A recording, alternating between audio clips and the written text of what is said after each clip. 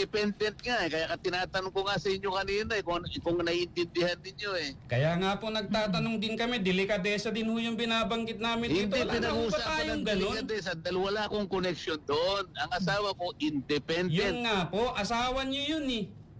Oo, nakikipagdebate ka pa sa akin eh. Akala ko ba, magtatanong ka lang.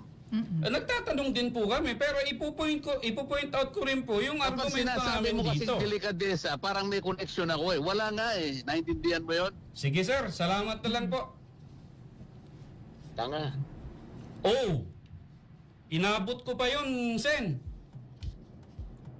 Tinawag mo kami ritong tanga. O diba, ano yan?